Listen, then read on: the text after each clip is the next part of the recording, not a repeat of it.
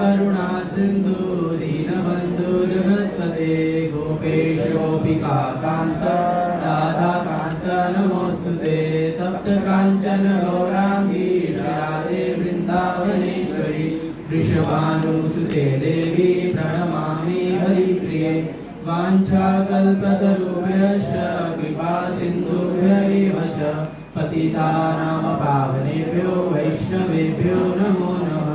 नमो विष्णुपादाय कृष्णपृष्ठाय भूतले प्रभुपादनुगामी श्री सुभगस्वामिने सदा दैन्यशीली सुभागाय सर्वजीवकृपाब्धये गुरु शिक्षा सदाचार पालकाय नमोस्तुते। नमो विष्णुपादाय कृष्णपृष्ठाय भूतले श्रीमते भक्तिवेदांत स्वामिनिति नामिने नमस्ते सरस्वते देवे गौरवाणी प्रचारिणे निर्विशेष शून्यवादी पाश्चात्यदेशतारिणे जय श्री कृष्ण चैतन्य प्रभु नित्यानंद श्री अद्वैत गदाधर शिवासादि गौर भक्तवृंद हरे कृष्णा कृष्णा कृष्णा हरे हरे हरे राम राम राम हरे हरे। मूकं करोति वाचालं पंगुं लंघयते गिरिं यत्कृपातमहं वन्दे परमानन्दमाधवं श्रीगुरु दीनतारिणे। हरे कृष्णा। स्वागत है आप सभी का आज के रविवार के कार्यक्रम में। और मैं तो हर प्रकार से आप सबसे छोटा ही हूँ, आयु में भी एक्सपीरियंस में भी, लेकिन फिर भी मुझे आज अवसर दिया गया है भगवान की कुछ कथा कहने का, तो प्रयास कर रहा हूँ। जो भी मुझसे त्रुटि होंगी उसके लिए मुझे क्षमा कीजिएगा। तो आज जो है हम भगवद गीता के 7वें अध्याय का पहला श्लोक चर्चा कर रहे हैं। बहुत ही महत्वपूर्ण श्लोक है। बहुत बार जो है श्रील गुरु महाराज अपने भगवद गीता क्लास में इसी श्लोक को चर्चा करते हैं। और श्रील प्रभुपाद के भी आप देखेंगे तो बहुत सारे लेक्चर, 13 से भी ज़्यादा लेक्चर जो है उस श्लोक के ऊपर। तो बहुत ही इम्पोर्टेंट है। अगर हम इस श्लोक को केवल समझ लेंगे तो हमारा जीवन सफल हो सकता है। तो इसीलिए पीछे पीछे दोहराएंगे। श्री भगवान वाचा मैया सत्तमना पार्थ योगं युञ्जन्मदाश्रया असंशयं समग्रं वा यथा ज्ञास्यसि तच्छृणु। मय्या सत्तमना पार्थ योगं युञ्जन्मदाश्रया असंशयं समग्रं मा यथा ज्ञास्यसि तच्छृणु। रोज ही दोहराएंगे। श्री भगवान उवाच मय्या सत्तमना पार्थ योगं युञ्जन्मदाश्रया असंशयं समग्रं मा यथा ज्ञास्यसि तच्छृणु। श्री भगवान उवाच मय्या सत्तमना पार्थ योगं युञ्जन्मदाश्रया असंशयं समग्रं मा यथा ज्ञास्यसि तच्छृणु। श्री भगवान उवाच मय्या सत्तमना पार्थ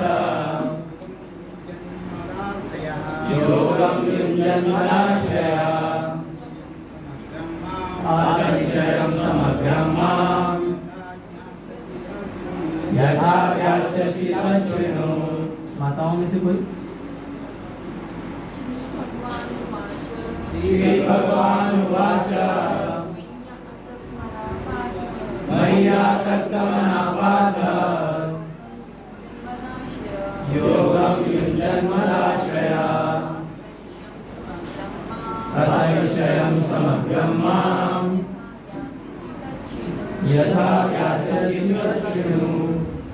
अनुवाद है, श्री भगवान ने कहा, हे पृथापुत्र, अब सुनो कि तुम किस प्रकार मेरी भावना से पूर्ण होकर और मन को मुझ में आसक्त करके योगाभ्यास करते हुए मुझे पूर्णतया संशय रहित जान सकते हो। हरे कृष्ण। तो यहाँ पर जो है भगवान बोल रहे हैं, अभी यहाँ पर आगे बताएंगे 7वें अध्याय से कि किस प्रकार से हम भगवान को जान सकते हैं। लास्ट में बोल रहे हैं संशय पूर्णतया, पूर्ण रूप से हम भगवान को कैसे जान सकते हैं, वो यहाँ पर एक्सप्लेन किया गया, यहाँ पर बताया गया। लेकिन भगवान को जानने की आवश्यकता क्या है? तो सबसे पहले हम ये जानने का प्रयास करते हैं कि हमको भगवान को जानना क्यों है। तो एक और बहुत सुंदर श्लोक है भगवत गीता का 4थे अध्याय का 9वां श्लोक, जन्म कर्म च मे दिव्यम एवं यो वेत्ति तत्वतः त्यक्त्वा देहं पुनर्जन्म नैति मामेति सो अर्जुन। तो भगवान बोल रहे हैं कि मेरा जन्म और मेरा जो कर्म है वो दिव्य है, वो साधारण नहीं। और एवं यो वेत्ति तत्वतः, जो इन्हें तत्वतः, वो जिस प्रकार है इन ट्रुथ, जो उसको जानता है, वो क्या है? त्यक्त्वा देहं पुनर्जन्म नैति, फिर इस शरीर को छोड़ने के बाद त्यक्त्वा देहं पुनर्जन्म नैति, फिर उसका पुनर्जन्म नहीं होता है।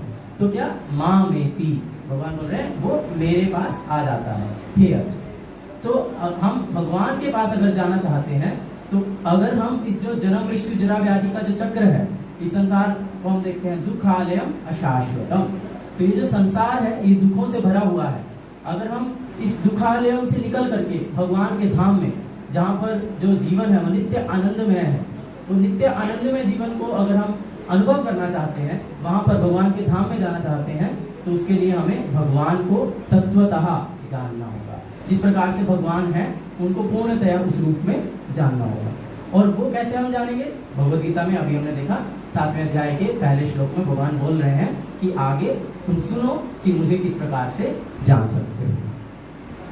तो यहाँ पर जो श्लोक में जो पहला जो मेन श्लोक हम डिस्कस कर रहे हैं 7.1, उसमें सबसे पहला शब्द आया है श्री भगवान उवाच। हम सब जानते हैं कि जो भगवद गीता है वो भगवान कृष्ण और अर्जुन के बीच का संवाद है, जिसमें अर्जुन जो है वो दुविधा में है, युद्ध नहीं करना चाह रहे हैं अनेक कारणों से। यदि आप अध्याय पहला पढ़ेंगे और दूसरे के प्रारंभ में भी अर्जुन जो है अनेक तर्क दे रहे हैं कि क्यों मैं युद्ध नहीं करूंगा, क्यों मैं युद्ध नहीं करना चाहता हूँ, क्यों युद्ध करना मेरे लिए श्रेयस्कर नहीं है। इस प्रकार से अनेक कारण अर्जुन दे रहे हैं। और फिर उसके बाद जो है भगवान फिर उसको जब उन्होंने शरणागति किया, कार्पण्य दोषोपहत स्वभाव, तो शिष्यस्ते हम शादिमाम त्वाम प्रपन्न, 7वें श्लोक में दूसरे अध्याय में अर्जुन ने जब शरणागति कर दिया भगवान को कि अब आप मेरे गुरु हैं और आप मुझे उपदेश दीजिए मेरे लिए क्या करणीय है, तो फिर वहां पर जो कृष्ण है वो बोलना प्रारंभ करते हैं और उनको उनकी जो समस्याओं का समाधान है वो बताना प्रारंभ करते हैं। तो वहां पर भी श्री भगवान उवाच जब शब्द आता है तो प्रभुपाद वहां पर इसी बात को एक्सप्लेन कर रहे हैं तात्पर्य में दूसरे अध्याय के दूसरे श्लोक में, क्योंकि हम देख रहे हैं वार्तालाप हो रही है अर्जुन के बीच में और कृष्ण के बीच में। लेकिन जब अर्जुन बोल रहे हैं तो लिख रहे हैं अर्जुन उवाच, जब संजय बोल रहे हैं तो बोल रहे हैं संजय उवाच, जब धृतराष्ट्र बोल रहे हैं तो बोल रहे हैं धृतराष्ट्र उवाच। लेकिन जब कृष्ण बोल रहे हैं तब नहीं कह रहे कृष्ण उवाच, तब क्या कह रहे हैं श्री भगवान उवाच। तो उसको एक्सप्लेन किया है प्रभुपाद जी ने दूसरे अध्याय के दूसरे श्लोक के तात्पर्य में। तो उसमें सबसे पहले प्रभुपाद जी ने जो श्लोक को कोट किया है वो श्रीमद् भागवतम के पहले स्कंद के दूसरे अध्याय का 11वां श्लोक है। वदन्ति तत्तत्त्वविदस्तत्त्वं यज्ञानमद्वयं ब्रह्मेति परमात्मेति भगवानेति शब्दते। परम सत्य का ज्ञाता परम सत्य का अनुभव ज्ञान की 3 अवस्थाओं में करता है। जो परम सत्य है, जो भगवान है, उनको 3 अवस्थाओं में हम जो है अनुभव कर सकते हैं। वो है, ये सब अवस्थाएं एक रूप है, ये ब्रह्म परमात्मा और भगवान के रूप में व्यक्त की जाती है। तो इसको प्रभुपाद जी बहुत सुंदर उदाहरण से एक्सप्लेन करते हैं। जिस प्रकार से सूर्य है, तो सबसे पहले अगर कोई नौसिखिया है, अगर कोई नया नया अभी सीख रहा है, तो वो सूर्य के प्रकाश को ही सब कुछ मानता है। जैसे ही कमरे में सूर्य का प्रकाश आता है तो वो बोलते देखो सूर्य उदय हो गया है, सूर्य आ गया है। तो सूर्य के प्रकाश जो है वो सूर्य का एक ज्ञान का एक हिस्सा है। उसी प्रकार से फिर जब हम सूर्य ग्लोब जो लोक है, जब सूर्य ग्रह को हम देखते हैं तो वो भी एक प्रकार के सूर्य का दर्शन है। लेकिन यदि कोई वास्तविकता में सूर्य को जानता है तो वो जानता है कि सूर्य केवल एक आग का गोला नहीं है, उसके अंदर भी एक पृथ्वी की तरह बहुत सारे लोग रहते हैं, उसमें भी एक राजा है ना, विवस्वान जिसका नाम है, शास्त्रों में वर्णन किया गया है। तो वहां पर भी एक जो सूर्य देव है वो वास्तविकता में एक प्रीडोमिनेटिंग डीटी, एक विग्रह रूप में। तो इस प्रकार से सूर्य को समझने के लिए अलग अलग स्तर हैं, लेकिन तीनों ही सूर्य हैं। सूर्य का प्रकाश भी सूर्य है, सूर्य का गोला भी सूर्य है, और व्यक्ति सूर्य जो विवस्वान है वो भी सूर्य है। उसी प्रकार से जब हम भगवान परम सत्य की बात करते हैं तो उनको तीन अलग अलग धारणाओं से, तीन अलग अलग अवस्थाओं में समझा जाता है, जिसमें सबसे पहले है ब्रह्म, जिसको कि सूर्य के प्रकाश से कंपेयर किया गया। यानी ब्रह्म ज्योति जो है वो भगवान की अंग कांति है, भगवान के शरीर से जो तेज आ रहा है, जो कि इतना प्रकाशमय है कि हम उसमें देख नहीं सकते हैं, इतना प्रकाशमय है। तो इसीलिए जो बहुत सारे जो ध्यानी है या जो ज्ञानी है वो केवल उसी तक ही पहुंच पाते हैं। वो समझते हैं कि परम सत्य केवल निराकार निर्विशेष ब्रह्म है, लेकिन केवल निराकार निर्विशेष ब्रह्म नहीं है, वो भी है, लेकिन साथ में उसकी आगे भी स्टेप्स हैं, आगे भी स्टेजेस हैं। और दूसरा क्या है, योगी। जैसे जो योगी है वो प्रत्येक जो सर्वस्य चाहम हृदि सन्निविष्टो, सबके हृदय में जो भगवान परमात्मा स्वरूप में विराजित है। बहुत सारे लोग बोलते हैं ना कि परमात्मा तो कण कण में है, प्रत्येक व्यक्ति के हृदय में है ना। तो वो जो है, वो जो अनुभूति है वो है परमात्मा अनुभूति, परमात्मा रियलाइजेशन, जिसमें कि परमात्मा को या भगवान को प्रत्येक कण कण में जो है अनुभव किया जाता है। तो ये भी है, लेकिन केवल ये नहीं है। उसी प्रकार से जो तीसरी, जो फाइनल, जो पूरी जो अनुभूति है वो है ईश्वर परमा कृष्ण सच्चिदानंद विग्रह। जो कृष्ण है वो एक विग्रह है, जो परम सत्य है, जो भगवान है, उनका भी एक रूप है, हमारे जैसा नहीं है, सच्चिदानंद विग्रह, वो सच्चिदानंद है, वो अलग है। तो इस प्रकार से जो भगवान कृष्ण है वो परम सत्य है। और भी आगे हम जानेंगे कि किस प्रकार से जो कृष्ण है वो परम भगवान है। तो जो भगवान शब्द है वो दो शब्दों से मिलकर के बना है, भग और वान। भग का अर्थ है विभूतियां, विभिन्न विभूतियां, और वान मतलब जो उनको धारण करता है, जैसे शक्तिवान, तो जिसके पास शक्ति है, बलवान बोलते हैं ना। तो इस प्रकार से भगवान मतलब जिसके पास भग है वो व्यक्ति भगवान है। और भगवान शब्द की जो डेफिनेशन है, परिभाषा है, वह दी गई है विष्णु पुराण में। ये जो है पराशर मुनि, वेद व्यास जी के पिताजी पराशर मुनि जो हैं वे भगवान शब्द का अर्थ दे रहे हैं। क्या है, ऐश्वर्यस्य समग्रस्य वीर्यस्य यशस्य श्रिया ज्ञान वैराग्ययोश्चैव शरणनाम भगतिं गणा। तो 6 प्रकार के भग, 6 प्रकार की विभूतियां हैं, जो कि क्या है, ऐश्वर्यस्य समग्रस्य, समग्रस्य मतलब सारा, ऐश्वर्य संपत्ति, जिसके पास सारी संपत्ति है। संपत्ति तो हम सबके पास भी है, किसी के पास थोड़ी है, किसी के पास ज्यादा है।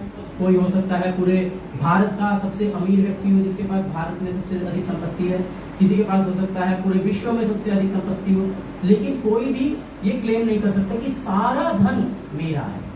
लेकिन भगवान जो है वो कौन हो सकते हैं, जो बोल रहे हैं ऐश्वर्यस्य समग्रस्य, जिनके पास सारा धन है, जिनका पूरा धन, जिनकी संपत्ति है, वो है भगवान। जैसे हम देखते हैं कि भगवान कृष्ण की 16,108 रानियां हैं, और जब नारद मुनि, श्रीमद् भागवतम में वर्णन है कि जब नारद मुनि देखने के लिए जा रहे हैं कि भगवान किस प्रकार से अपनी रानियों को जो है मेंटेन कर रहे हैं, किस प्रकार से उनका पालन पोषण कर रहे हैं, किस प्रकार से अपनी रानियों के साथ लीलाएं कर रहे हैं, तो वो जाकर के क्या देखते हैं कि भगवान ने 16,108 रानियों के लिए 16,108 महल बनाए।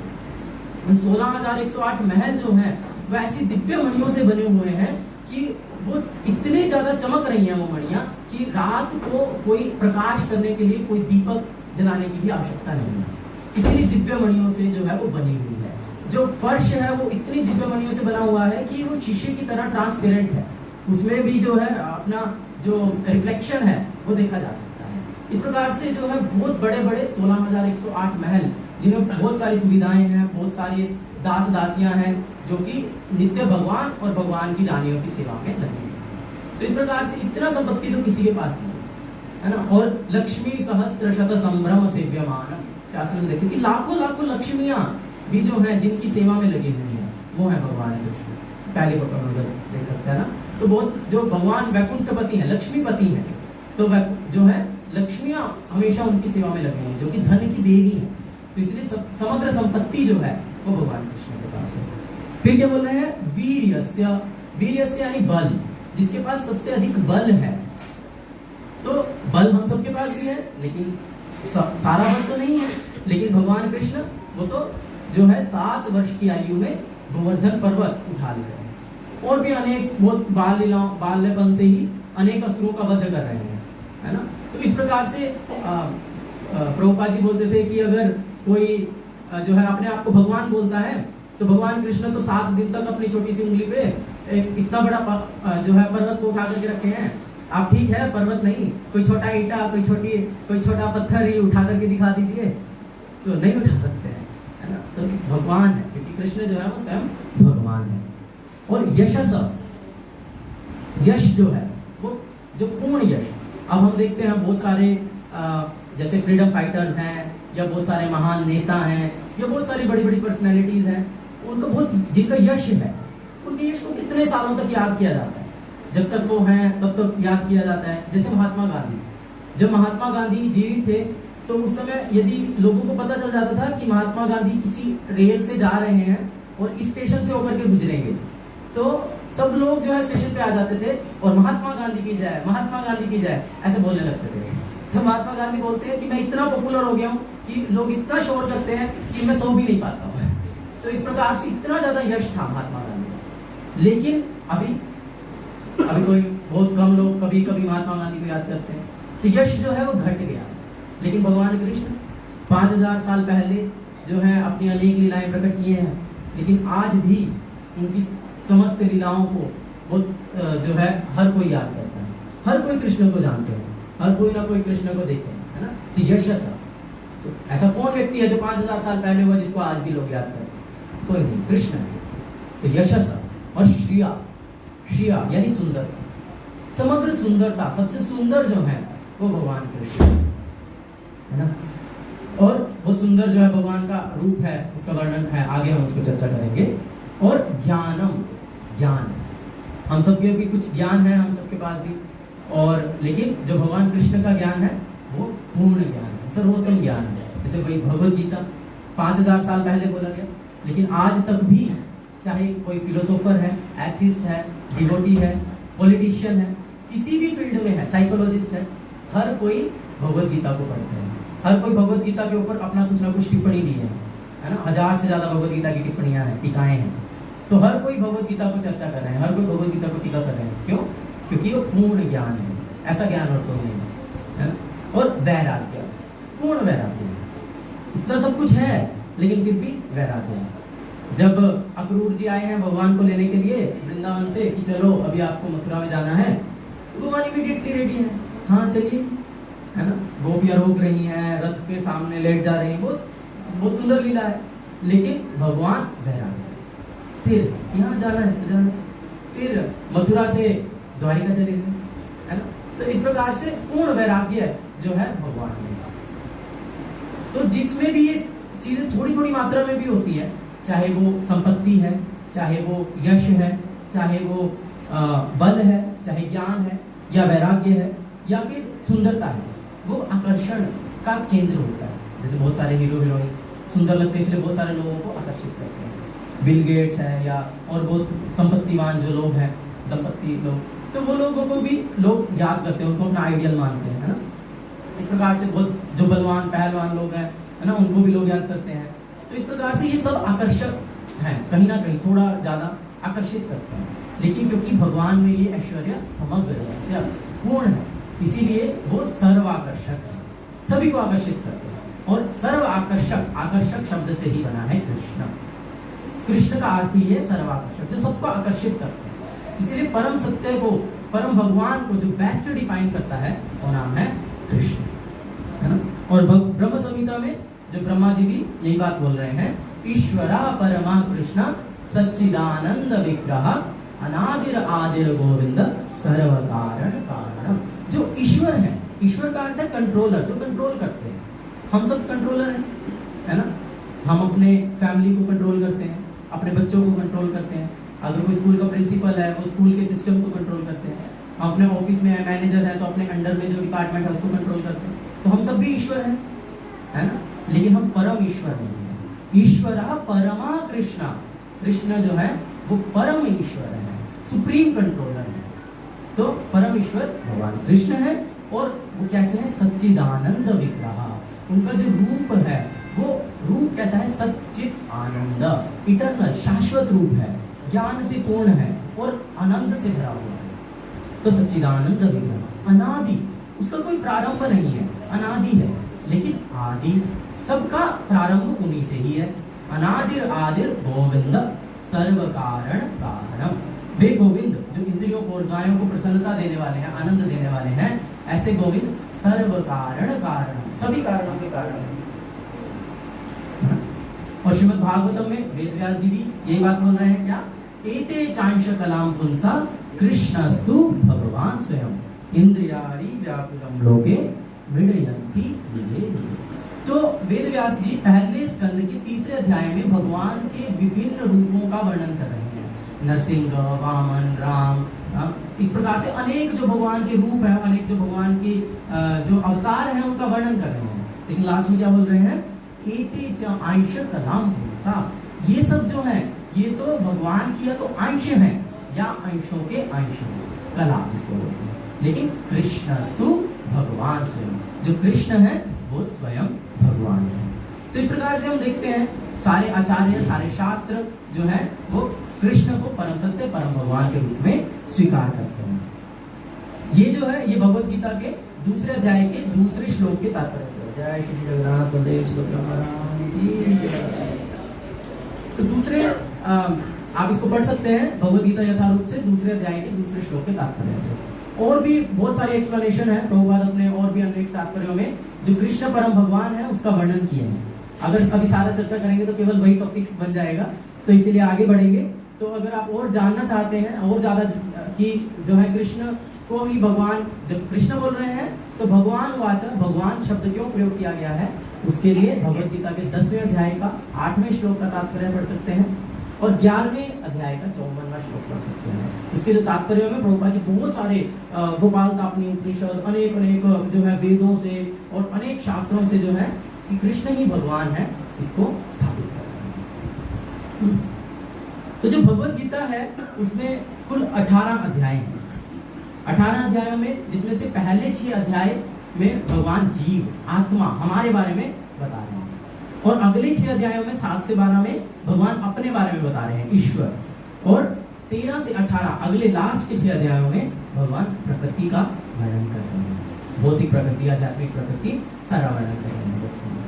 तो जो भगवान ने अपने बारे में जो ज्ञान है उसको बीच में रखा। जैसे हम कोई चीज है उसको अगर संयोग मतलब कि रखना है तो उसको कुछ कवरिंग करके रखते हैं ना, उसके ऊपर भी कुछ रखेंगे, नीचे भी कुछ रखेंगे, इस प्रकार से उसको कवर करके रखते हैं। तो ये जो भगवान ने जो अपने बारे में जो ज्ञान है जो कि बहुत ज्यादा जो है हमारे लिए लाभप्रद है, जिसको यदि हम समझ लेंगे तो हमारा जो मनुष्य जीवन है वो सफल हो जाएगा, तो इसीलिए उसको पहले 6 और लास्ट के 6 अध्यायों के बीच में उसको कवर करके रखा है। तो 7 से 12 अध्याय है जिसमें भगवान का वर्णन हुआ है और आज हम उसका पहला श्लोक चर्चा कर रहे हैं। मय्या सक्तम अनापाथ योगम युञ्जन मदाश्रया असंशयम समग्रम यथा ज्ञास्यसि तच्चिव। तो मय्या सक्तम अनापाथ, तो पहली ही बात जो भगवान बोल रहे हैं अपने बारे में, क्या? मय्या सक्तम अनः, अपने मन को मुझ में आसक्त है। तो इसी को ही भगवान ने जब 6 अध्यायों को कंप्लीट किया तो छठे चैप्टर का, छठे अध्याय का जो लास्ट श्लोक है 47वां श्लोक, उसमें भी उन्होंने यही कंक्लूजन दिया। क्या? योगी नामपि सर्वेषां मद्गतेरन्तरात्मना श्रद्धावान भजते यो मां समे युक्ततमो मतः। योगी नामपि सर्वेषां, सभी योगियों में जो सर्वोच्च योगी है वो कौन है? जो मद गतेन अंतरात्मना, जो सदैव अपने अंतर मन में, अपने मन में सदैव मेरा चिंतन करता रहता है, वो है मद सर्वोच्च योगी। श्रद्धावान भजते यो मां, और वो जो है भगवान का श्रद्धा पूर्वक भजन करता है, श्रद्धा पूर्वक भगवान का भक्ति करता है, सेवा करता है, ऐसा जो योगी है वो सर्वोच्च है। सौ में युक्त तमो मतः, भगवान बोल रहे हैं ऐसा मेरा मत है, तो भगवान के अनुसार वो व्यक्ति सर्वोच्च योगी है। और वही चीज अब आगे भगवान कंटिन्यू कर रहे हैं इस अगले श्लोक में कि मय्या सक्त मनः पार्थ योगम युञ्जन मदाश्रया। तो और तात्पर्य में प्रभुपाद जी क्या बोल रहे हैं, कृष्ण भावनामृत योग का अभ्यास करके मनुष्य सभी वस्तुओं को यथा परम सत्य, जीवात्माएं, प्रकृति तथा सात सामग्री समेत उनके प्राकट्य को पूरी तरह जान सकता है। यदि हम भगवान को समझ लेंगे, असंशयम समग्रम माम, जब हम भगवान को पूर्ण रूप से समझ लेंगे, तो क्योंकि हर चीज का जो कारण है, सर्व कारण कारणम, हमने अभी देखा ना, तो भगवान से ही सारी चीजें प्रकट हुई हैं। अनादिर आदिर गोविंद, वही सब चीजों के आदि हैं, सब चीजें उन्हीं से ही प्रकट हुई हैं, सब चीजें का प्रकाश वही है, सब उन्हीं की ही विभूतियां हैं, उन्हीं की ही शक्तियां हैं, और सभी चीजों के कारण वही है। तो यदि हम उनको समझ लेंगे तो हम सभी चीजों को समझ, तो हम सभी चीजों को जान सकते हैं, सर्व कारण है ना।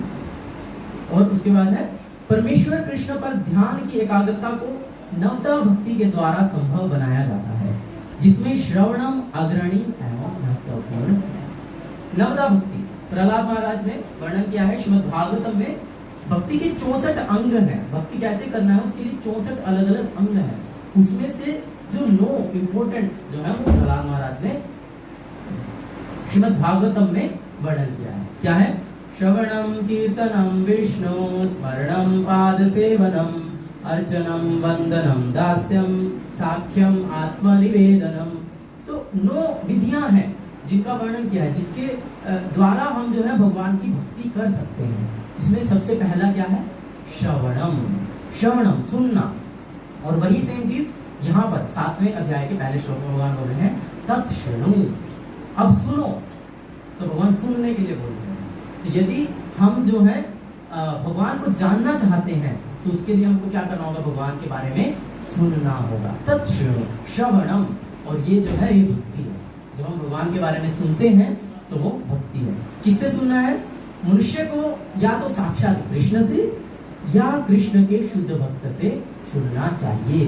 तो हमको या तो साक्षात कृष्ण से सुनना चाहिए, जैसे अभी हम साक्षात कृष्ण से सुन रहे हैं। कृष्ण भगवत गीता में बोल रहे हैं मय्या सक्त मनः पार्थ योगम युञ्जन मदाश्रय। ये हम साक्षात कृष्ण से सुन रहे हैं कि कृष्ण बोल रहे हैं कि अपने मन को मुझ में आसक्त करो, अब जो है योगम युञ्जन मदाश्रय, इस प्रकार से। तो ये हम जो है भगवान से साक्षात सुन रहे हैं। तो जब हम भगवत गीता को पढ़ते हैं तो हम साक्षात भगवान कृष्ण से सुन रहे हैं। और दूसरा क्या? या कृष्ण के शुद्ध भक्त से हमको सुनना चाहिए। वो शुद्ध भक्त जो कि प्रामाणिक परंपरा से आ रहे हैं। तो शुद्ध भक्त कौन है भगवान का? कृष्ण का शुद्ध भक्त कौन है? जो कि वही बोलता है जो कृष्ण बोलते हैं। जैसे भगवान बोल रहे हैं भगवत गीता में क्या? मन मना भव मद भक्तो मद्याजी माम नमस्कुरु।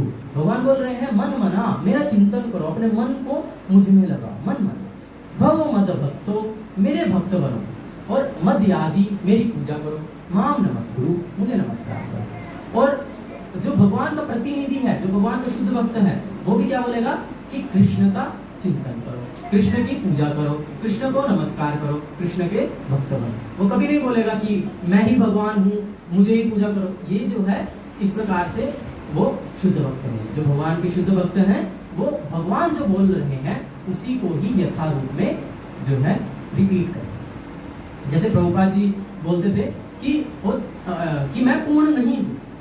जो भगवान कृष्ण है वो पूर्ण है, लेकिन मैं पूर्ण नहीं हूँ, लेकिन मैं वही बोल रहा हूँ जो भगवान कृष्ण बोल रहे हैं, इसलिए मेरी बात पूर्ण है। जैसे कि हम इसको उदाहरण से समझ सकते हैं।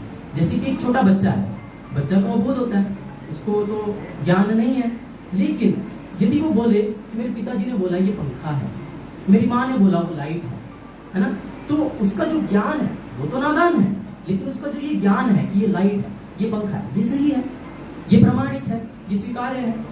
उसी प्रकार से अगर हम पूर्ण नहीं हैं, लेकिन अगर हम पूर्ण की बात को ही जो है बोल रहे हैं, कृष्ण की बात, कृष्ण तो पूर्ण है, कृष्ण की बात को ही अगर हम केवल रिपीट कर रहे हैं तो हमारी बात पूर्ण हो जाती है।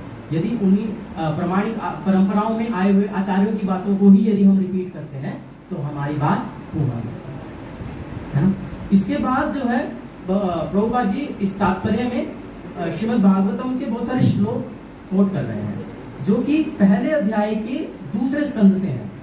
तो गुरुमात जो है वो स्पेसिफिकली जब भी भागवतम पे चर्चा करते हैं तो पहले अध्याय का दूसरा स्कंद, पहले अध्याय का या पहले स्कंद का दूसरा अध्याय या पहले स्कंद का 5वां अध्याय, केवल इसी पे ही ज्यादातर चर्चा करते हैं।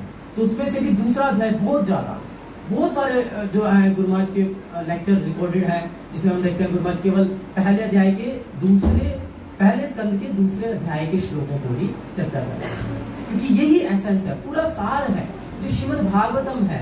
वो निगम कल्पतरु गलितम फलम शुक मुखाद अमृत द्रव संयुतम।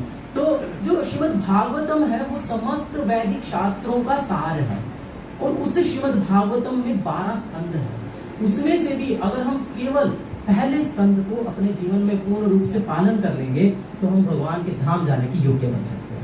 और उसमें से भी अगर केवल दूसरे अध्याय की जो शिक्षाएं हैं अगर हम उसको अपने जीवन में पालन कर लेंगे तो हम भगवान के धाम चले जाएंगे। तो बहुत सुंदर श्लोक है।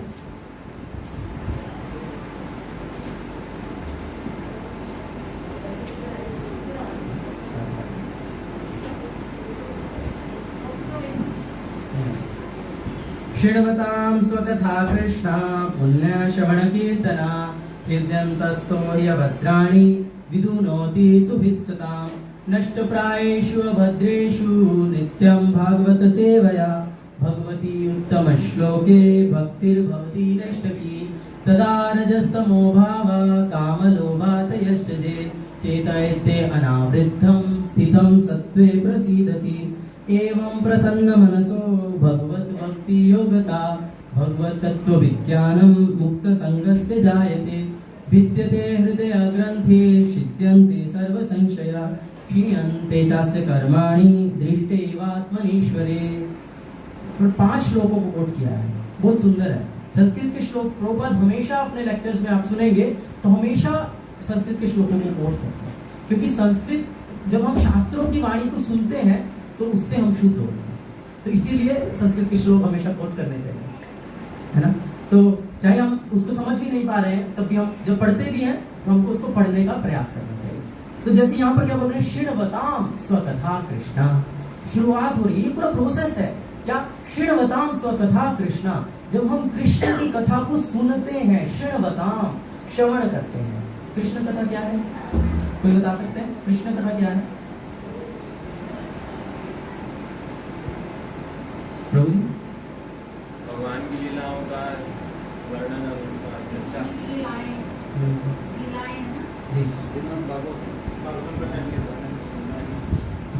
भगवान की कथा मतलब भगवान के बारे में, और भगवान जो बोल रहे हैं वो है कृष्ण कथा।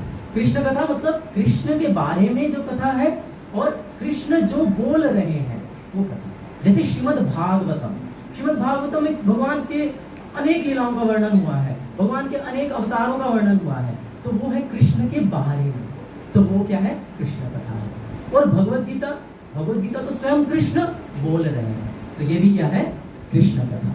तो शृण्वताम स्वकथा कृष्णा, जब हम कृष्ण कथा को सुनते हैं, यानी कि श्रीमद् भगवत गीता और श्रीमद् भागवतम को जब हम शृण्वताम श्रवण करते हैं तो क्या होता है, पुण्य श्रवण कीर्तना, तो वो पुण्य कर्म है अपने आप में। और उससे क्या होता है, हृदयन्तस्थो हि अभद्राणि, जो हमारे हृदय में भगवान जो स्थापित है, जो हृदय में हमारे भगवान बैठे हुए हैं, वो क्या करते हैं, अभद्राणि, जो अभद्र है हमारे हृदय में, जो गलत चीजें हैं, जो अनर्थ हैं, अभद्र है ना, उनको क्या कर देते हैं, विधुनोति, उनसे हमको हमारे हृदय को साफ कर देते हैं। सुहृत सताम, सुहृत हमारे सुहृद के तरह, हमारे हितैषी के रूप में, हमारा भला चाहने वाले, सुहृद सताम।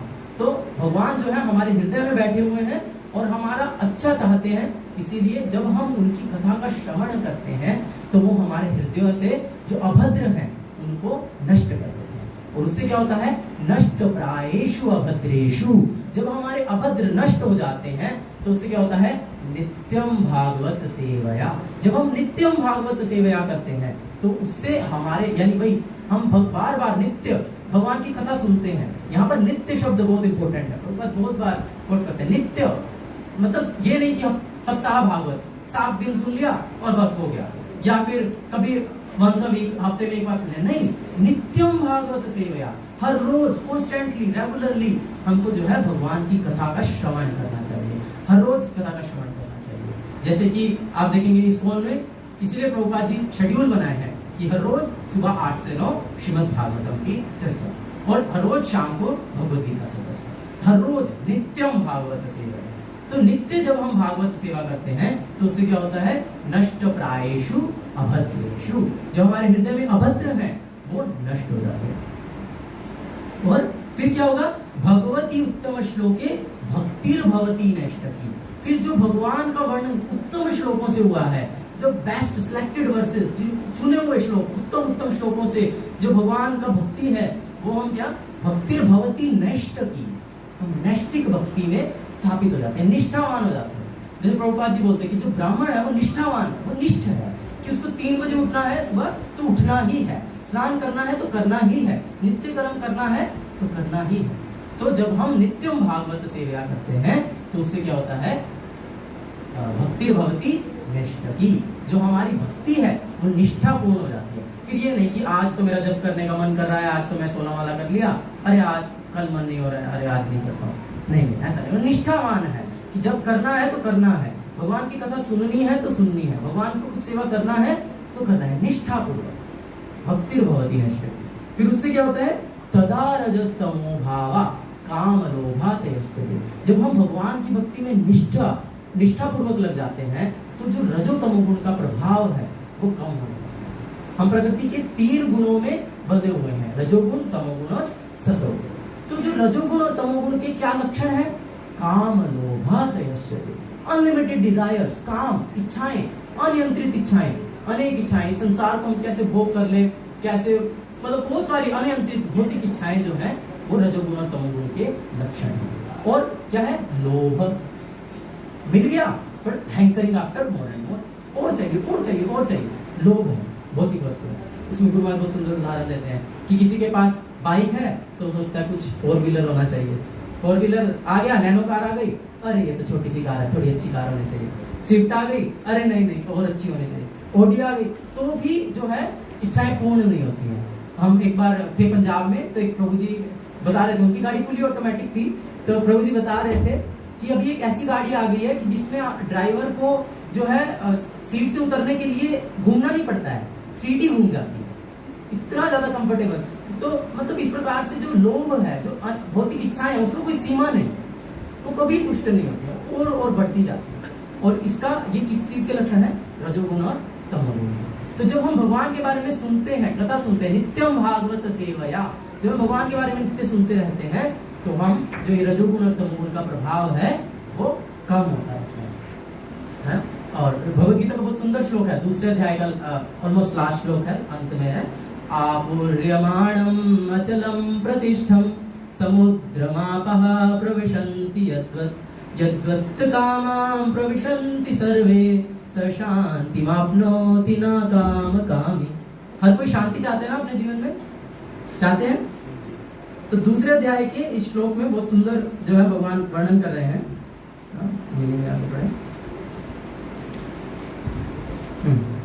जो पुरुष समुद्र में निरंतर प्रवेश करती रहने वाली नदियों के समान इच्छाओं के निरंतर प्रवाह से विचलित नहीं होता। जैसे समुद्र जो है उसमें निरंतर नदियां प्रवेश करती रहती हैं, हमेशा जो है नदियां पहाड़ों से आकर के समुद्र में प्रवेश करती रहती हैं, लेकिन उससे समुद्र विचलित नहीं होता, वो अपने लेवल को कभी बढ़ाता नहीं है, वो वहीं पर ही रहता है। तो उस प्रकार से, और जो सदैव स्थिर रहता है, जो इस प्रकार से समुद्र की तरह जब उस रहता है, वही शांति प्राप्त कर सकता है, वही व्यक्ति शांत रह सकता है, वह नहीं जो ऐसी इच्छाओं को तुष्ट करने की चेष्टा करता है। अभी तो हमने देखा कि अनलिमिटेड डिजायर्स है, अभी मेरे पास बाइक है और मैं चाह रहा हूं कि मेरे पास एक 4 व्हीलर आ जाए, फिर उससे अच्छा, फिर उससे अच्छा, तो इस प्रकार से वो कभी संतुष्ट नहीं होगा। तो जो उसको संतुष्ट करने का प्रयास करता रहेगा तो अभी तो 2 लाख की गाड़ी ली थी, फिर 20 लाख की ली है, अब 1 करोड़ की चाहिए, तो उसके लिए वो हमेशा मतलब लगा रहेगा, कभी भी शांत नहीं होगा। लेकिन अगर कोई संतुष्ट हो जाए कि ठीक है अभी मेरा बजट इतना है, तो ना अपना चादर देख के पैर, अभी ठीक है मेरी इतनी चादर है, मैं उतना अभी ठीक है, अभी ये दिखावा करने की जरूरत नहीं। तो इस प्रकार से जो इच्छा है, बड़ी गाड़ी चाहिए, बड़ा घर चाहिए, है ना, बड़ी बड़ी दुकान चाहिए, लेकिन आपूर्यमाण अचलम प्रतिष्ठितम, अचल है, उसमें स्थित है कि भाई ठीक है इच्छाएं हैं, लेकिन उससे विचलित नहीं हो रहा है, तो वो व्यक्ति जो है शांति को प्राप्त कर सकता है। तो वास्तविकता में अगर हम अपनी इच्छाओं को पूर्ण करने का प्रयास करते रहेंगे तो कभी भी शांत नहीं रह सकते। और रजोगुण और तमोगुण के क्या लक्षण है? काम, लोभ, यही अनियंत्रित काम इच्छाएं, भौतिक इच्छाएं और लोभ, और ज्यादा है ना। तो इसीलिए ये कम होने से क्या होगा, हम शांत हो जाएंगे ना। तो इसीलिए होना चाहिए ना, रजतमो गुण कम होना चाहिए। तो तदा रजस्तमो भाव काम लोभादयश्च चेत एतिर अनावृद्धम स्थितम सत्वे प्रसीदति। उससे क्या होगा, हम सतोगुण में स्थापित हो जाएंगे। सतोगुण में स्थापित हो जाएंगे, सतोगुण मतलब ज्ञान में स्थापित हो जाएंगे। फिर सतोगुण जो है ऊर्ध्वम गच्छन्ति सत्वस्था, जो सतोगुण में स्थापित है वो फिर ऊपर की ओर जाएंगे, है ना। तो सतोगुण में स्थापित हो जाएंगे, और सतोगुण में स्थापित होने से क्या होगा, एवं प्रसन्न मनसो, हमारा मन प्रसन्न हो जाएगा। सब खुश होना चाहते हैं ना, सब आनंद में रहना चाहते हैं, शांत रहना चाहते हैं, तो उसके लिए क्या होना पड़ेगा, हमको सतोगुण में स्थित होना पड़ेगा। एवं प्रसन्न मनसो, प्रसन्न हो जाएगा हमारा मन। भगवत भक्ति अयोगतः, जब हम भगवत भक्ति करेंगे, यानी भगवत भक्ति क्या, भगवान के बारे में श्रवण करेंगे। स्टार्टिंग वहीं से ही है, श्रृण्वताम स्वकथा कृष्णा, पूरा प्रोसेस शुरू है भगवान के बारे में सुनने से। तो क्या हो जाएंगे, हम खुश हो जाएंगे। एवं प्रसन्न मनसो, फिर भगवत तत्व विज्ञानम, भगवान का जो तत्व का ज्ञान है, हम जैसे बोल रहे थे ना, जन्म कर्म च मे दिव्यम एवं यो वेत्ति तत्वतः, जो भगवत तत्व है वो क्या होगा, हमारे हृदय में प्रकाशित हो जाएगा। भगवत तत्व विज्ञानम, हमको जो है उसका ज्ञान मिल जाएगा। और ज्ञान मतलब नॉलेज, और विज्ञान मतलब प्रैक्टिकल नॉलेज, है ना, जिसको हम एक्सपेरिमेंटल नॉलेज भी बोलते हैं, विज्ञान, है ना। तो विज्ञानम वो केवल थ्योरेटिकल नॉलेज नहीं होगी, जैसे अभी हमने शास्त्र को पढ़ करके जान लिया, तो ये एक थ्योरेटिकल नॉलेज है, केवल हम उसको जानते हैं, हम उसको एक्सपीरियंस नहीं है। लेकिन जब हम श्रृण्वताम स्वकथा कृष्णा, जब हम भगवान के बारे में नित्यम भागवत सेवया, नित्य कॉन्स्टेंटली रेगुलरली भगवान की कथा सुनते रहेंगे, तो क्या होगा, भगवत तत्व विज्ञानम, हम भगवान का जो तत्व का जो ज्ञान है, विज्ञान, उसको प्रैक्टिकल अपने जीवन में हम अनुभव कर पाएंगे। भक्ति परेशानुभव विरक्ति अन्यत्र स्यात्, जैसे जैसे हम भक्ति करते हैं उसके साथ में परीश अनुभव, भगवान का साक्षात अनुभव जो है होता है, और विरक्ति अन्यत्र स्यात्, ये तीनों चीजें एक साथ चलती है ना।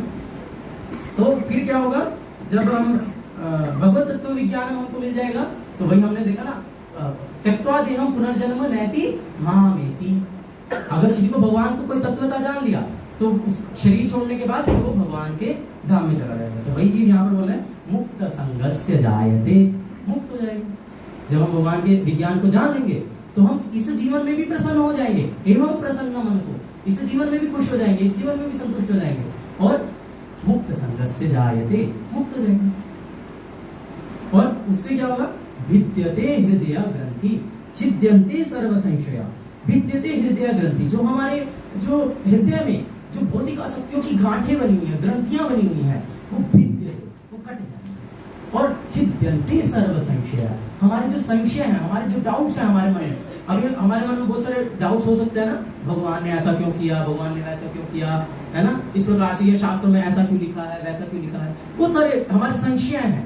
लेकिन जब हम इस प्रकार से श्रवण करते रहेंगे, तो क्या होगा, छिद्यन्ते सर्व संशया, सारे संशयों से हम मुक्त हो जाएंगे। और क्षीयन्ते चास्य कर्माणि दृष्टेवात्मनीश्वरे, तो इस प्रकार से हम जो है भगवान को पूर्ण रूप से जानेंगे। तो इसलिए शुरुआत कहाँ से है, श्रृण्वताम स्वकथा कृष्णा, भगवान के बारे में सुनना, और भगवान जो बोल रहे हैं उसको सुनना। और कैसे सुनना, कभी कभी नहीं, नित्यम भागवत सेवया, उसको रेगुलरली सुनना, कॉन्स्टेंटली सुनना।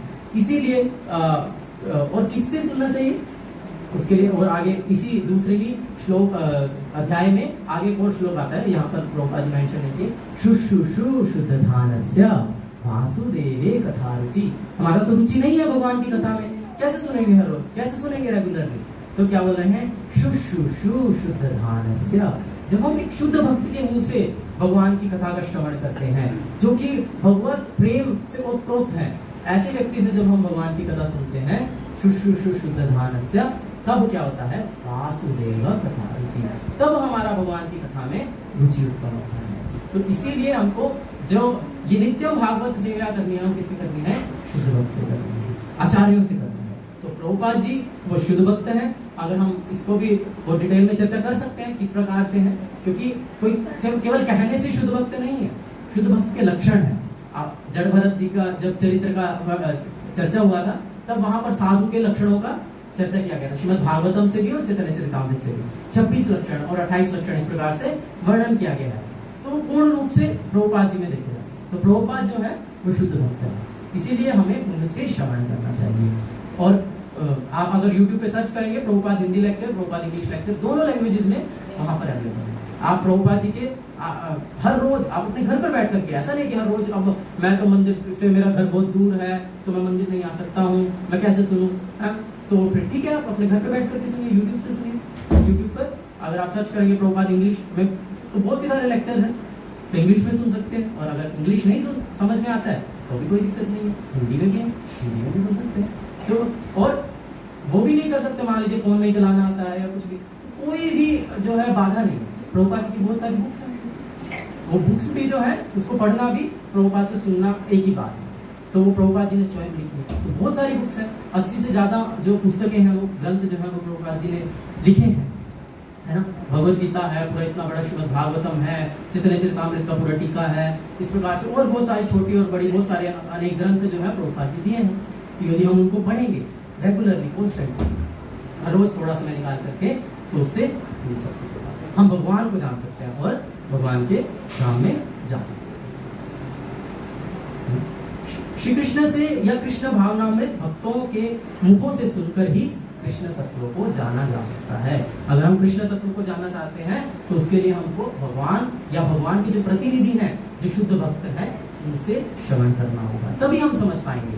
नहीं तो अभी क्योंकि जो मायावाद है, जैसे प्रभुपाद जी आप देखेंगे तो निर्विशेष शून्यवादी पाश्चात्य देशधारी, तो बहुत सारे जो मायावादी जो दर्शन है वो बहुत ज्यादा फैला हुआ है, जिसमें कि भगवान निर्विशेष है, निराकार है ना, या शून्यवाद है, इस प्रकार से अनेक दर्शन है।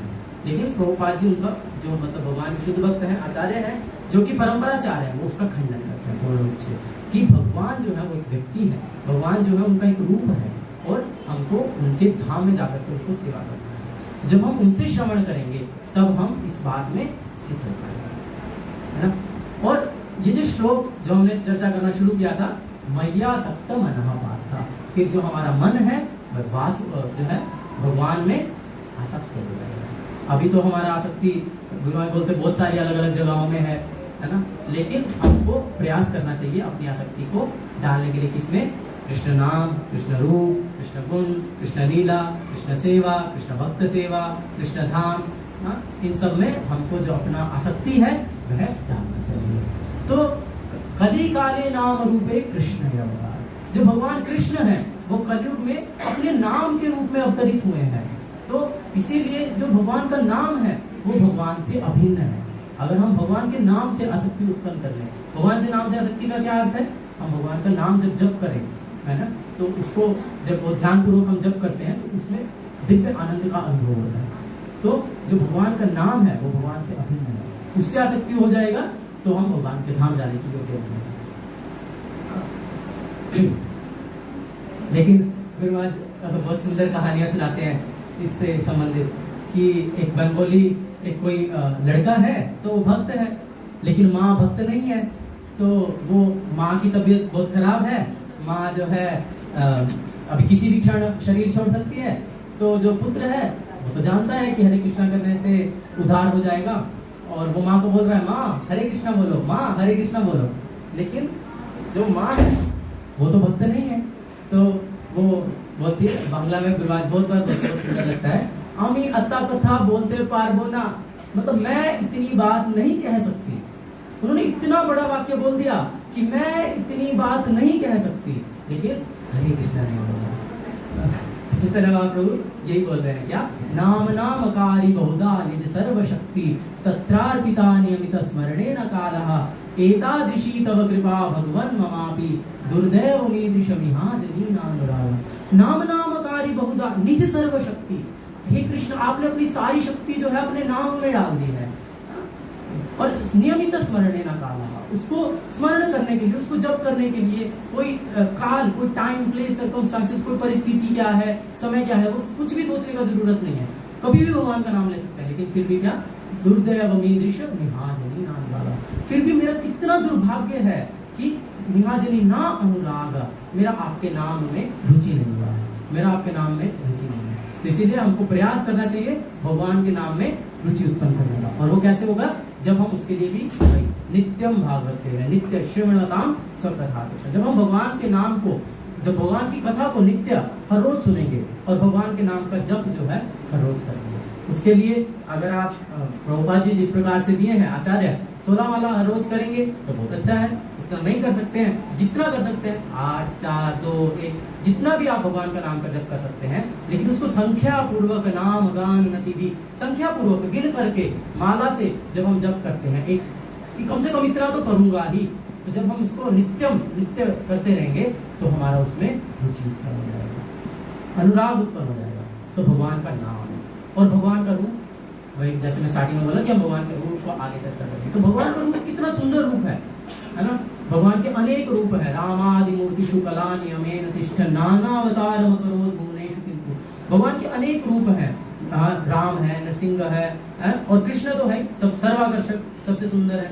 श्यामम त्रिभंग ललितम, ब्रह्म संहिता में ब्रह्मा जी वर्णन कर रहे हैं। वेणु प्रणंत अरविंद दलायताक्षम, वेणु सदैव वंशी वादन करते हैं भगवान, है ना। वो कितना सुंदर रूप है भगवान का। वैसे भी आपने भगवान का दर्शन किया होगा। वेणु प्रणंत अरविंद दलायताक्षम बर्हावतम समसिताम बुद्ध सुंदराम, इस प्रकार से बहुत सुंदर वर्णन है। नव यौवनम च, हमेशा जो है 16 साल के लड़के की तरह दिखते हैं।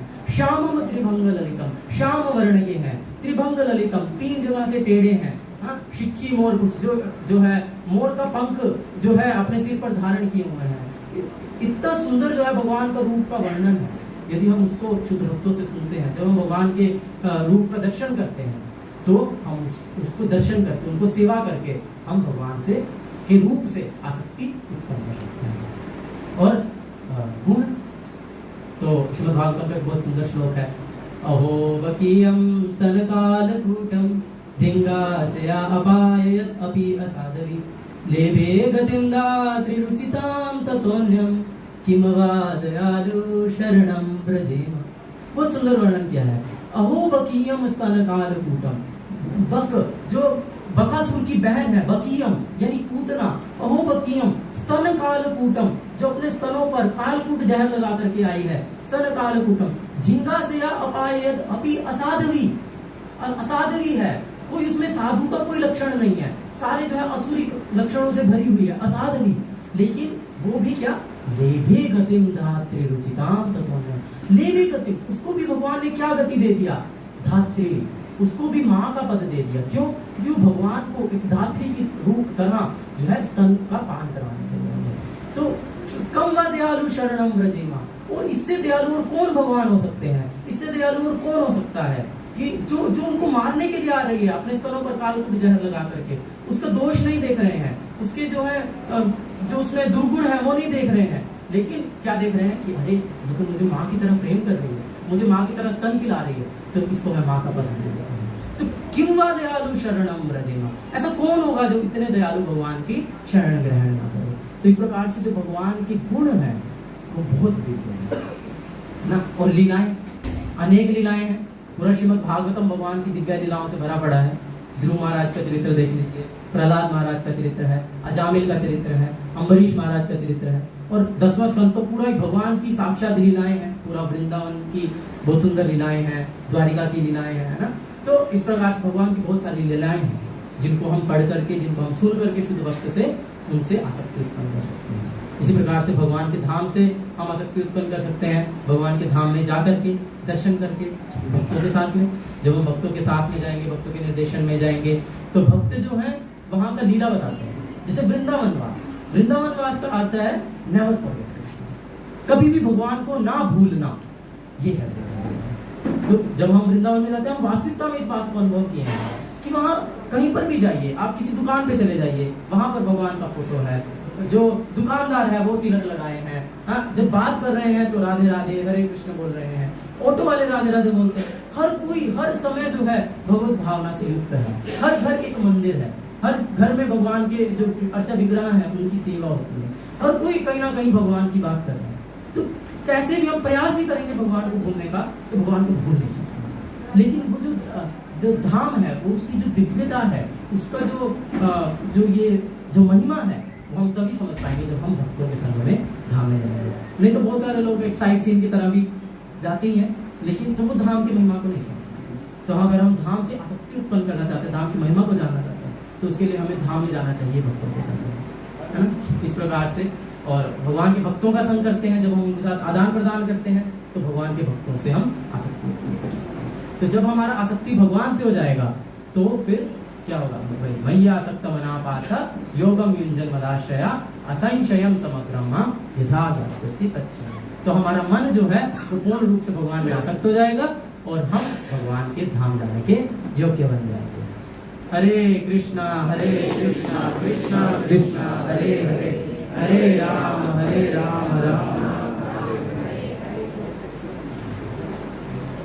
किन्हीं का कुछ प्रश्न है या कुछ जो आज हमने चर्चा किया उसमें कुछ संशय है तो पूछ सकते हैं। यहाँ पर बहुत सारे वरिष्ठ भक्तगण हैं, बताएंगे।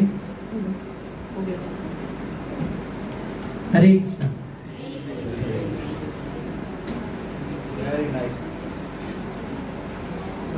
कोई कुछ कहना चाहते हैं? मैं कुछ गलती किया हूं तो मुझे करेक्ट कर सकते हैं,